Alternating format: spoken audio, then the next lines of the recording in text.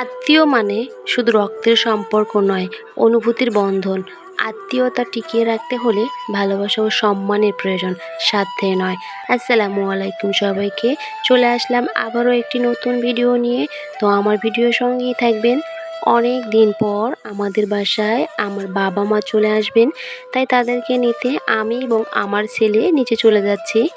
আমার ছেলে তো মহা খুশি তাদের আসার কথা শুনে।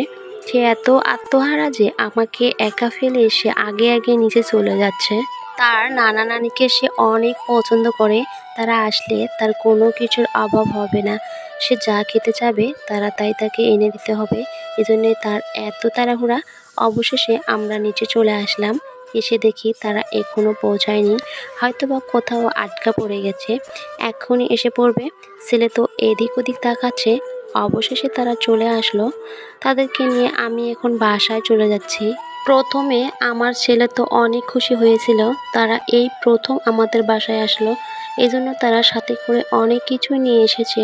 তবু কেন জানি আমার ছেলেটার অনেক মন খারাপ হয়ে গেছে।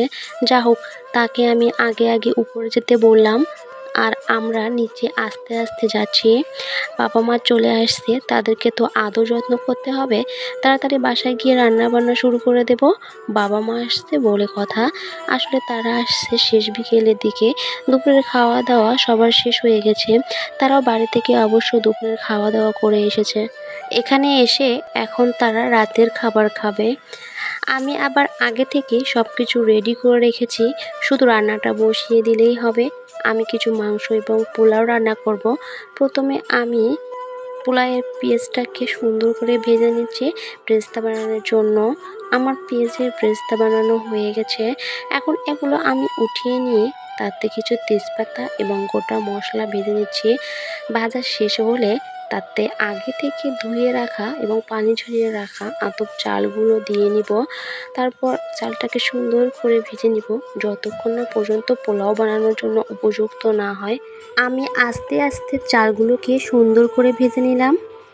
এই তো আমার চাল ভাজা শেষ হয়ে গেছে। আমার পোলাও একেবারে রেডি। দেখেন অনেক সুন্দর হয়েছে পোলাওগুলো। আসলে আমি পেঁয়াজের ব্রেস্তাগুলোকে দিয়ে সুন্দর করে পোলাওগুলো এর ভিতর মিশিয়ে নিব। দেখেন দেখতে কিন্তু মাশাআল্লাহ অনেক সুন্দর লাগছে, খেতেও কিন্তু অনেক মজা লাগবে।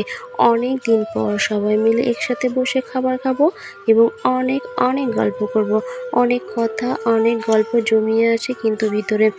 এদিকে আমি কিন্তু চুলায় মাংস বসিয়ে দিয়েছি। এই দেখেন আমার মাংস রান্নাও প্রায় শেষ হয়ে আছে।